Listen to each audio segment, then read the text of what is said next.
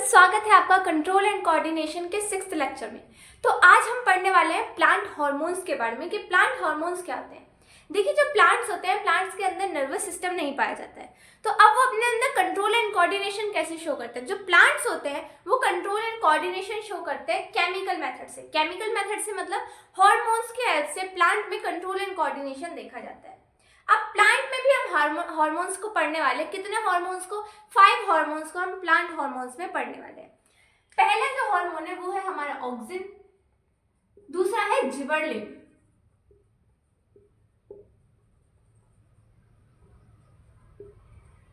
तीसरा है साइटोकाइनिन, चौथा है इथाइलिन और फिफ्थ है आपका एब्सिसिक एसिड।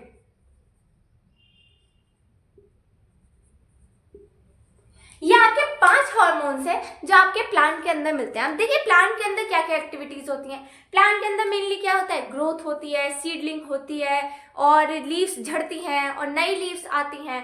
ये सब हमारे प्लांट में क्या होती रहती है? प्रोसेस होती रहती है। सीड होता है, सीड टूटता है, फ्रूट बनते हैं, लीव्स आती है, नई स्टेम ग्रो करती हैं। ये सब क्या है? ये सब प्लांट के अंदर चलने वाले कुछ फंक्शंस हैं। तो ये फंक्शंस इन सारे हार्मोन्स के थ्रू करे जाते हैं। अब इसमें कुछ हार्मोन्स तो ऐसे होते हैं जो प्लांट की ग्रोथ में हेल्प करवाते हैं। ग्रोथ में मतलब उसको ग्रो करवाने में हेल्प करते हैं, सेल साइज बढ़ाते हैं, सेल नंबर बढ़ाते हैं, सेल का एनलार्जमेंट कराते हैं। ऐसे हार्मोन्स को बोला जाता है ग्रोथ रेगुलेटर हार्मोन्स। और ऐसे हार्मोन्स जो ग्रोथ को रोकते हैं, ग्रोथ को रोकते भी हैं कई हार्मोन्स, जैसे कि पत्तियों का झड़ना, है ना। ग्रोथ रुक गई है, वहां पे क्या हो रही है? पत्ती, अब हमारा पेड़ बूढ़ा हो चुका है तो उसकी पत्तियां झड़ रही हैं, तो इसको भी करवाने के यानी कि ग्रोथ को रुकवाने के लिए भी कुछ हार्मोन्स होते हैं जिनको बोलते हैं ग्रोथ इनहिबिटर हार्मोन्स। तो आप जो देख रहे हैं 5 हार्मोन्स, इसमें से जो ऊपर से 3 वाले हैं, ऑक्सिन, जिबरलिन और साइटोकाइनिन, ये होते हैं ग्रोथ रेगुलेटर, यानी कि ये ग्रोथ को प्रमोट करते हैं, ग्रोथ रेगुलेटर। और ये जो आप लास्ट वाले देख रहे हैं ये होता है ग्रोथ इनहिबिटर, यानी कि ये ग्रोथ को रोकता है, ठीक है, ग्रोथ इनहिबिटर। लेकिन ये जो आप 4th वाला देख रहे हैं ना, 4th वाला जो आपका हार्मोन है, ये दोनों तरीके से काम करता है। दोनों तरीके से मतलब यानी कि ये ग्रोथ भी करवाता है और कहीं ना कहीं किसी फंक्शन में ग्रोथ को रुकवाता भी है ना। कहीं ना कहीं कुछ चीज ग्रो भी करवा रहा है और रुकवा भी रहा है, तो ये दोनों की तरह एक्ट करता है। ये ग्रोथ रेगुलेटर भी होता है और ये ग्रोथ हमारा इनहिबिटर भी होता है, ठीक है। तो ये जो चौथा इथाइलिन मैंने लिखा है, ये दोनों तरीके से बिहेव करता है, ठीक है। इतनी बात समझ में आ गई होगी। अब बारी बारी से इनके डिटेल में जाते हैं कि ये जो हमारे हार्मोन्स है ये एक्चुअल में क्या फंक्शन परफॉर्म करते हैं, ठीक है। तो सबसे पहले पढ़ेंगे हम ऑक्सिन। ऑक्सिन क्या होता है? देखिए, ऑक्सिन क्या है? ग्रोथ रेगुलेटर हार्मोन है। ग्रोथ रेगुलेटर हार्मोन है यानी कि ये ग्रोथ करवाता है। तो सबसे पहली बात तो ये है कि जो हमारा ऑक्सिन है वो ग्रोथ करवाता है। किस में ग्रो करवाता है? ग्रो करवाता है स्टेम्स को, रूट्स को और लीव्स को। स्टेम्स को, रूट्स को और लीव्स को, ये सब चीजों की ग्रोथ करवाना काम है हमारे ऑक्सिन का। अब ऐसा नहीं है कि एक काम एक ही हार्मोन का होता है, आगे जो हार्मोन्स पढ़ेंगे उनमें भी कहीं ना कहीं ग्रोथ का काम है इसका, लेकिन इसका मेनली काम होता है ग्रोथ का, ठीक है। अब ये प्लांट में पाया कहाँ जाता है? ये जो ऑक्सिन हार्मोन होता है ये पाया जाता है टिप्स पर। टिप्स पर यानी कि बिल्कुल टॉप पर, यानी कि स्टेम की बिल्कुल टिप पर प्रेजेंट होगा, रूट्स की टिप पर प्रेजेंट होगा, लीव्स की टिप पर प्रेजेंट होगा। तो present at the tip of plant, यानी कि प्लांट की टिप पर प्रेजेंट होता है। Present at tip of plant, यानी कि प्लांट की क्या है? बिल्कुल ऊपर जो टॉप होता है ना, उसका लास्ट पॉइंट, उस पर प्रेजेंट होता है, वहां से ग्रोथ करवाता है। जैसे कि आपका कोई प्लांट है तो उसकी टिप पर प्रेजेंट होगा, यहाँ से प्लांट की ग्रोथ करवाएगा। यहाँ पे अब जब ऑक्सिन जो होता है वो हमारा स्टोर होता है और यहाँ से हमारे प्लांट की वो ग्रोथ करवाता है, ठीक है। अब देखिए, ये हमने क्या देखा कि ऑक्सिन हमारा क्या करवा रहा है? ग्रोथ करवा रहा है। प्रेजेंट कहाँ है? टिप पर प्रेजेंट है। अब एक बात सोचिए, ये जो हार्मोन होता है ना ऑक्सिन हार्मोन, ये ऑक्सिन हार्मोन हमारी हेल्प करवाता है फोटोट्रोपिज्म में। फोटोट्रोपिज्म पढ़ाया था। फोटोट्रोपिज्म का मतलब क्या होता है? हमने इसके लिए क्या देखा था कि अगर किसी प्लांट को धूप में रख दिया जाए तो वो उस साइड ग्रो करता है, यानी कि जिस तरफ धूप आती है, जिस तरफ लाइट आती है, प्लांट उस तरफ बेंड कर जाता है। इसको कहते हैं फोटोट्रोपिज्म। फोटो के रिस्पॉन्स शो करना, यानी कि लाइट के स्टिमुलस के लिए रिस्पॉन्स को शो करना, लाइट की तरफ अट्रैक्ट होना, ये होता है हमारा फोटोट्रॉपिज्म। अब ऑक्सिन जो होता है, ऑक्सिन की वजह से फोटोट्रॉपिज्म देखने के लिए मिलता है। कैसे, अभी देखते हैं। मान लीजिए आपके पास कोई प्लांट है, सीधा खड़ा है प्लांट, ठीक है, यहाँ पे आपका प्लांट है और ये इसकी टिप है प्लांट की, ठीक है। अब यहाँ पे क्या हुआ, यहाँ पे हमारा सन है, यानी कि लाइट कहाँ से आ रही है, इस डायरेक्शन से आ रही है। अभी जो ऑक्सिन होता है ना, ये ऑक्सिन ग्रो करता है लाइट के प्रेजेंस में, ऑक्सिन ग्रो करता है लाइट के प्रेजेंट में। लाइट जब इसके ऊपर पड़ती है तो ये ग्रो करने लगता है, यानी कि इसका नंबर जो है इंक्रीज होने लगता है। तो जिस तरफ से लाइट पड़ती है, इस तरफ से लाइट पड़ रही है, तो इस तरफ से क्या होता है, प्लांट में टिप पर ऑक्सिन हार्मोन बनना स्टार्ट हो जाता है इस साइड पर, ठीक है। यहाँ पर ऑक्सिन बनना शुरू हो जाता है। अब जैसे इधर ऑक्सिन बनता है तो आप देखिए जिस तरफ बन रहा है उससे अपोजिट साइड क्या है, उसका कॉन्सेंट्रेशन कम है, यानी कि ऑक्सिन इस साइड बन रहा है लेकिन इस साइड ऑक्सिन नहीं है। तो क्या होता है, डिफ्यूजन के थ्रू ऑक्सिन डिफ्यूज कर जाता है अपोजिट साइड में, यानी कि जिस तरफ बन रहा था ना ऑक्सिन, उससे अपोजिट साइड में क्या कर जाएगा, वो डिफ्यूज कर जाएगा। अब देखिए क्या हुआ, अब जब प्लांट होगा ना, प्लांट में किस तरीके से ऑक्सिन आएगा, प्लांट में ऑक्सिन आ गया है इस तरीके से, यानी कि इसकी कॉन्सेंट्रेशन दूसरी साइड में, अपोजिट साइड में ज्यादा हो गई है। अब जिस साइड में ऑक्सिन ज्यादा है, ऑब्वियसली उसी साइड से प्लांट ग्रो भी करेगा, क्योंकि इसका काम क्या है, ये प्लांट को, लीव्स को ग्रो करवा रहा है। तो ये जो साइड है ना, ये साइड ग्रो कर जाती है। कैसे ग्रो कर जाती है, इधर वाली ग्रो नहीं करेगी, इधर वाली तो एज इट इज रहेगी, ठीक है, इतनी लंबी, लेकिन ये जो साइड है ये ग्रो कर जाती है इस तरीके से, ठीक है, इस तरीके से।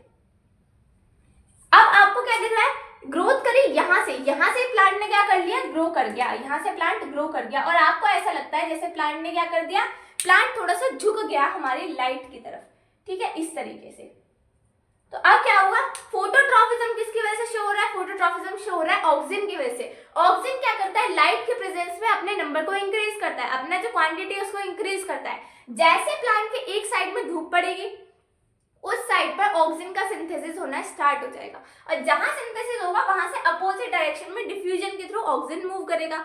अब यहाँ पर मूव किया गया तो यहीं से ग्रोथ हो जाएगी, और प्लांट की शेप कुछ इस तरीके से हो जाएगी, ऐसा लगेगा जैसे प्लांट क्या हो गया, लाइट की साइड झुक गया है, ठीक है, ये समझ आई। ये काम है हमारे ऑक्सिन का। तो ऑक्सिन ने क्या करवाया, स्टेम में, रूट्स में, इनमें क्या करवाई, ग्रोथ करवाई। कैसे करवाई, क्योंकि ये बिल्कुल टिप पर प्रेजेंट है, ठीक है। और क्या कराया, फोटोट्रॉपिज्म करवाया, और लाइट के प्रेजेंस में काम करता है। अब इसका एक और एग्जांपल देखते हैं।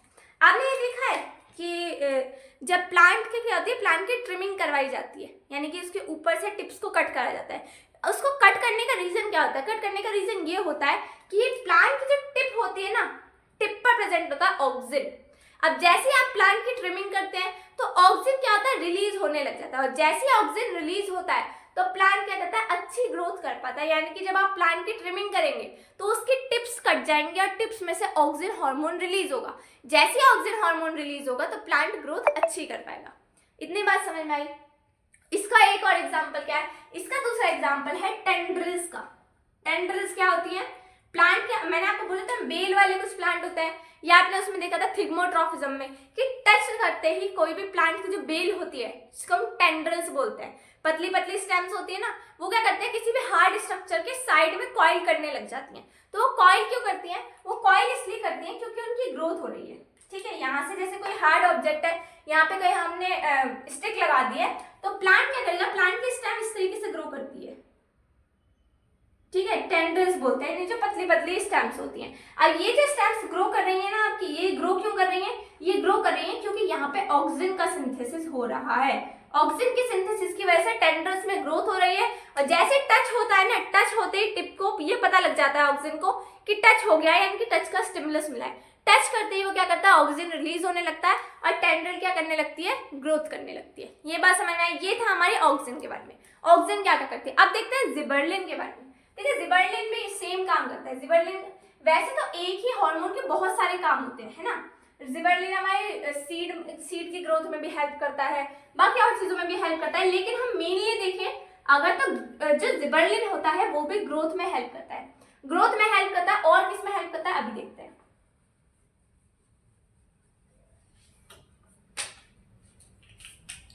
तो दूसरा कौन सा हार्मोन है हमारा, दूसरा है हमारे जिबर्लिन, ठीक है, जिबर्लिन। अब जिबर्लिन क्या करवाता है, जिबरेलिन कराता है हमारा सेल इलोंगेशन। सेल इलोंगेशन का मतलब क्या होता है, यानी कि सेल के साइज को खींच करके बड़ा करना, उसके साइज को इंक्रीज करना, नंबर इंक्रीज नहीं करना, सेल के साइज को इंक्रीज करना। तो जिबरेलिन का काम क्या है, ये कराता है सेल इलोंगेशन, यानी कि सेल के साइज को बड़ा करवाता है, और साथ में क्या करवाता है, ग्रोथ करवाता है। ग्रोथ किस किस चीज की कराता है, ग्रोथ करवाता है हमारे स्टेम की, रूट्स की और लीव्स की। ठीक है, ये काम है हमारे जिबरेलिन का। ज्यादा आपके में है भी नहीं इतने ज्यादा आपके में एग्जांपल्स। तो जिबरेलिन क्या है, जिबरेलिन कराएगा सेल इलोंगेशन, ग्रोथ किसमें, स्टेम में, रूट्स में और लीव्स में। अब जो तीसरा आता है हमारे पास साइटोकाइनिन। ठीक है, अभी तक यहाँ तक हम क्या पढ़ रहे हैं, ये हम सेल रेगुलेटर्स वाले जो ग्रोथ रेगुलेटर्स होते हैं वो हार्मोन्स पढ़ रहे हैं। अब जो साइटोकाइनिन होता है ये दो वर्ड से मिलकर बना है, पहला है साइटो और दूसरा वर्ड है काइनिन। साइटो का मतलब क्या होता है, साइटो का मतलब होता है सेल और काइनिन का मतलब होता है डिवीजन। यानी कि जो हार्मोन प्लांट्स में डिवीजन करवाता है, सेल डिवीजन जो करवाता है, उस हार्मोन को बोला जाता है साइटोकाइनिन। साइटोकाइनिन प्लांट में क्या करता है, सेल का डिवीजन करवाता है, सेल डिवीजन करवाता है। ठीक है, अब देखिए सेल डिवीजन करवा रहा है तो ऑब्वियसली ये कहाँ प्रेजेंट होगा, ऐसे हार्मोन वहां प्रेजेंट होंगे जहां पे रैपिड ग्रोथ की जरूरत होती है, यानी कि जल्दी ग्रोथ की जरूरत होती है। तो रैपिड ग्रोथ के एरियाज कौन कौन से होते हैं, रैपिड ग्रोथ के आपके एरियाज वहां होंगे जहां से प्लांट क्या कर रहा है, अपने साइज में आ रहा है, यानी कि बड़ा हो रहा है, यानी कि फ्रूट्स, यानी कि सीड्स। ठीक है, यहाँ पर क्या होता है, इस एरियाज में, ये एरियाज है रैपिड ग्रोथ वाले, जहां पे ज्यादा ग्रोथ की जरूरत है, जल्दी ग्रोथ की जरूरत है। तो इन एरियाज में प्रेजेंट होता है हमारा साइटोकाइनिन, क्योंकि यहाँ पे क्या है, यहाँ पे ज्यादा डिवीजन की जरूरत होती है, यहाँ पे रैपिड डिवीजन वाले एरियाज होते हैं। तो यहाँ पे साइटोकाइनिन ज्यादा हमारे मैक्सिमम क्वांटिटी में प्रेजेंट होता है। इतनी बात समझ में आई। ये हमारे हो गए 3 हमारे हार्मोन्स जो कि हैं ग्रोथ रेगुलेटर्स, यानी कि जो ग्रोथ को करवा रहे हैं। अब आता है हमारा ग्रोथ इनहिबिटर, जो हमारे दोनों की तरह एक्ट करता है ना, इथाइलिन, उसको अभी पढ़ते हैं। पहले हम ग्रोथ इनहिबिटर को पढ़ते हैं, तब आपको ये डिफरेंस समझ में आएगा कि एक्चुअल में हमारा इथाइलिन जो है वो दोनों की तरह कैसे काम कर रहा है। ठीक है, तो हमारा कौन सा था, 5th था हमारा, है ना। इसमें क्या आना था, इसमें आना था हमारा एब्सिसिक एसिड।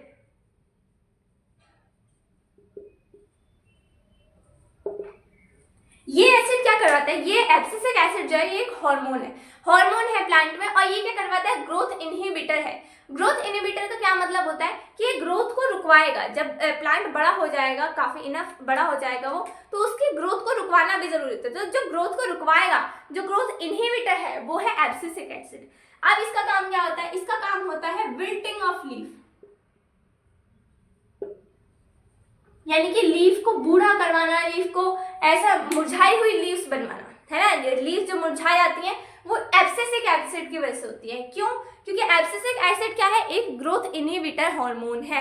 और क्या करवाता है ये, और करवाता है सेपरेशन लाइन का फॉर्मेशन। सेपरेशन लाइन क्या होती है, देखिए जब कोई प्लांट झड़ने वाला है, जब कोई प्लांट का पार्ट झड़ने वाला है, तो क्या होता है, मान लीजिए यहाँ पे आपकी स्टेम है और ये आपकी लीफ है, तो ये किसी ना किसी जगह से टूटेगी ना, झड़ेगी, तो वहां की एक सेपरेशन लाइन बनती है टूटने के लिए। वो काम होता है एब्सिसिक एसिड का, ये सेपरेशन लाइन को फॉर्म करता है, सेपरेशन लाइन बनाता है ताकि प्लांट क्या कर सके, झड़ सके।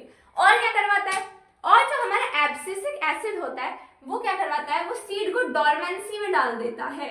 सीड डोरमेंसी क्या होती है, सीड डोरमेंसी कुछ नहीं होती, जैसे आप देखते हैं ना, जब सीड स्टोर होता है तो सीड क्या करता है, ग्रोथ नहीं करता है, वो कोई भी रिएक्शन को शो नहीं करता है। जब सीड अपनी सोई हुई अवस्था में होता है, ये कह सकते हैं हम सोया हुआ होता है उस टाइम पे, जो हमारा बीज होता है। बीज क्या होता है, हर टाइम ग्रो नहीं करता, जब उसे हम मिट्टी में लगाएंगे, उसे सूटेबल कंडीशन मिलेगी, तभी हमारा प्लांट क्या करेगा, सीड जो है वो ग्रो करेगा एक प्लांट के अंदर।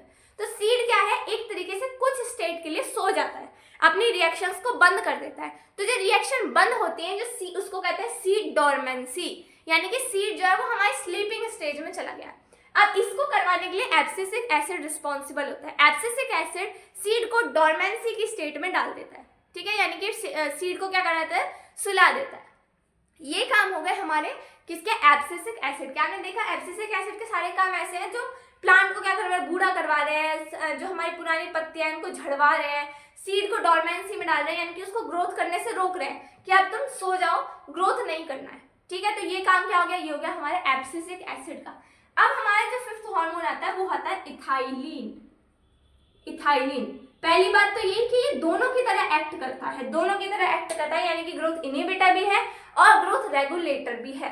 अब इसका क्या है, इसका एक इंपॉर्टेंट फीचर देखिए, ये क्या है, ओनली गैसियस हार्मोन है, यानी कि ऐसा हार्मोन है जो गैसियस स्टेट में पाया जाता है, ओनली गैसियस स्टेट हार्मोन, ठीक है।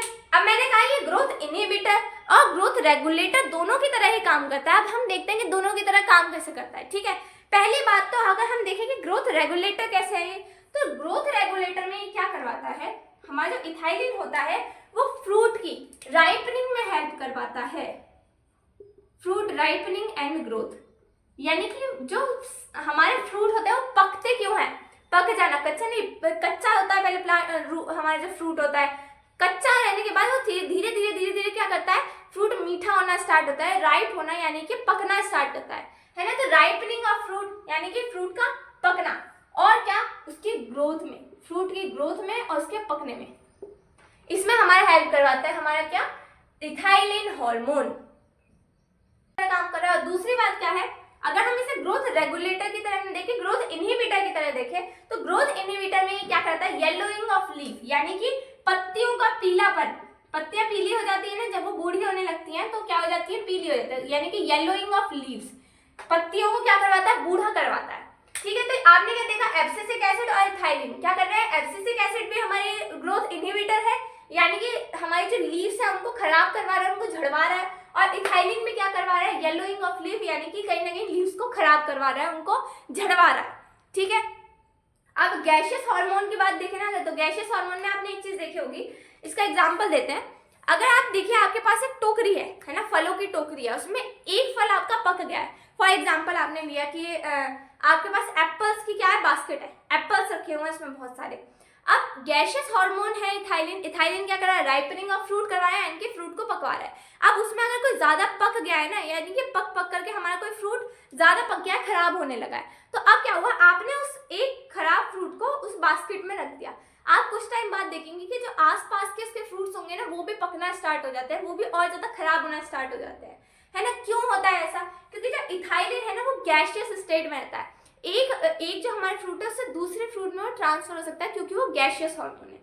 तो बात समझ में किस तरीके से हमारा इथाइलिन क्या है, गैसियस हार्मोन की तरह एक्ट करता है। तो हमने कौन कौन से हार्मोन्स देख लिए प्लांट के अंदर, 5 हार्मोन्स देख लिए। कौन सा, पहला था ऑक्सिन, ऑक्सिन क्या कराया है, रूट और स्टेम्स की टिप पर प्रेजेंट होता है और वो ग्रोथ करवाता है, फोटोट्रोपिज्म करवाता है, टेंड्रिल्स की ग्रोथ करवाता है। उसके बाद हमने दूसरा देखा जिबर्लिन, जिबर्लिन सेल इलोंगेशन करा रहा है और हमारी स्टेम्स की, लीव्स की ग्रोथ करवा रहा है। उसके बाद हमने देखा साइटोकाइनिन, साइटोकाइनिन यानी कि साइटो मतलब सेल और काइनिन मतलब डिवीजन, जो सेल का डिवीजन करवा रहा है, ऐसे हार्मोन को कहते हैं साइटोकाइनिन। और ये जो हमारे रैपिड ग्रोथ वाले रीजन होते हैं, जैसे कि फ्रूट्स हो गए, हमारे सीड्स हो गए, उनमें ज्यादा प्रेजेंट होता है, ये बात समझ में। उसके बाद हमने देखे, ये तो थे हमारे ग्रोथ रेगुलेटर। इसके बाद हमने देखा ग्रोथ इनहिबिटर हार्मोन, जिसका नाम था एब्सिसिक एसिड। ये एब्सिशन में यानी कि पत्तियों के झड़ने में हेल्प करवाता है, उनको मुरझा देता है, ये काम होता है हमारे एब्सिसिक एसिड का। सीड डोरमेंसी में हेल्प करता है, यानी कि सीड को सुला देता है अपनी स्टेट में, उसकी ग्रोथ को रुकवा देता है। फिर हमने देखा इथाइलिन हार्मोन, इथाइलिन हार्मोन दोनों की तरह एक्ट करता है,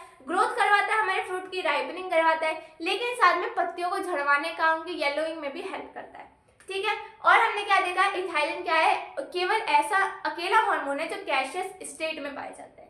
ये थे हमारे हार्मोन्स। अब एक क्वेश्चन देख लेते हैं कि एक बात बताइए, जो हमारा केमिकल कोऑर्डिनेशन होता है, केमिकल कोऑर्डिनेशन न्यूरल कोऑर्डिनेशन से बेहतर क्यों होता है? Why is chemical coordination better than neural coordination, यानी कि नर्वस सिस्टम से जो कोऑर्डिनेशन होता है ना, उससे बेहतर होता है हमारा केमिकल कोऑर्डिनेशन। क्यों? अगर हम देखें तो क्या होता है, जो हमारे केमिकल कोऑर्डिनेशन होता है वो बेटर होता है। क्यों केमिकल कोऑर्डिनेशन होता है? पहली बात तो ये कि जो हमारे न्यूरॉन्स होती हैं वो हर सेल से कनेक्टेड नहीं होती, कुछ सेल से कनेक्टेड नहीं होती। तो क्या होता है, जो न्यूरॉन्स है वो जिस सेल से कनेक्टेड है, केवल उन्हीं सेल्स तक हमारे क्या होगा, इम्पल्स पहुंच पाएगी। यानी कि जो सेल्स उसके कांटेक्ट में है वहां तक सिर्फ इम्पल्स पहुंच जाएगी, लेकिन जो सेल्स हमारे न्यूरॉन्स के कांटेक्ट में नहीं है वहां तक सिग्नल नहीं पहुंच पाएगा। पहला रीजन होता है ये। दूसरा रीजन अगर हम देखें तो क्या होता है कि देखिए जो हमारा प्लांट होता है ना, या फिर जो हमारी बॉडी होती है, उसमें क्या होता है, जब भी किसी सेल के पास कोई नर्व इम्पल्स आती है तो नर्व इम्पल्स कुछ नर्व इम्पल्स आ रही है तो वो कुछ ना कुछ सिग्नल लेकर के आ रही होगी। तो जो सिग्नल लाती है हमारी न्यूरॉन, उसको सेल लेने के बाद थोड़ी देर तक प्रोसेस करती है, उसको क्या करती है, एक तरीके से एडजस्ट करती है अपने लिए, और नई इम्पल्स दूसरी हमारी सेल को ट्रांसफर करती है। तो इसमें ना टाइम लगता है थोड़ा सा। और ये क्या होती है, ये जो हमारे नर्व इम्पल्स होती है ना, ये कंटिन्यूसली भी जनरेट नहीं हो सकती, एक बार जनरेट होके खत्म हो जाती है। तो दूसरा क्या देखा हमने कि जो हमारी नर्व इम्पल्स होती है उसको हमारी सेल थोड़ा सा प्रोसेस करने में टाइम लगाती है। दूसरी बात क्या होती है, उसको कंटिन्यूसली नहीं रख पाती, यानी कि कंटिन्यूसली इम्पल्स जनरेट नहीं हो सकती। यानी कि लॉन्ग टर्म के लिए अगर हमें कोई सिग्नल देना है तो वो हमें केमिकली देना पड़ेगा। इतनी बात समझ में आई। फिर हम क्या देखते हैं कि जो हमारा केमिकल कोऑर्डिनेशन होता है, केमिकल कोऑर्डिनेशन कैसे बेहतर है, क्योंकि केमिकल कोऑर्डिनेशन में हमारे केमिकल्स होते हैं और केमिकल्स इजीली एक सेल से दूसरी सेल में डिफ्यूज कर जाते हैं, जिसकी वजह से हमारा जो कोऑर्डिनेशन है वो बेहतर तरीके से हो पाता है। तो तीन चीजें थी। तीन चीजों में क्या, पहली बात तो न्यूरॉन टिश्यू जो होता है वो हर सेल तक कनेक्टेड नहीं होता, यानी कि लिमिटेड सेल तक ही हमारा स्टिमुलस पहुंच पाएगा। दूसरी बात हमने क्या देखी कि जो सेल है वो उसे थोड़ी सी प्रोसेस करने में उसको टाइम लगता है हमारे स्टिमुलस को, और जो स्टिमुलस है वो कंटिन्यूस नहीं होता, यानी कि लॉन्ग टर्म के लिए उसको हम इस्तेमाल नहीं कर सकते, एक बार इम्पल्स जनरेट होकर खत्म हो जाती है। तीसरा हमने देखा कि जो हमारे सेल है, यानी कि जो हमारी प्लांट है, जो हमारे सेल्स होती हैं, सेल्स क्या होती हैं, जब केमिकली कोऑर्डिनेट करती है तो केमिकल एक सेल से दूसरे सेल में इजीली डिफ्यूज कर जाता है। तो इस वजह से हमारा जो केमिकल कोऑर्डिनेशन होता है वो न्यूरल कोऑर्डिनेशन से बेहतर होता है। ये बात समझ में आई। तो यहीं पर अपने लेक्चर को एंड करते हैं। नेक्स्ट लेक्चर में हम इस चैप्टर के इंपॉर्टेंट क्वेश्चन और प्रीवियस ईयर क्वेश्चंस को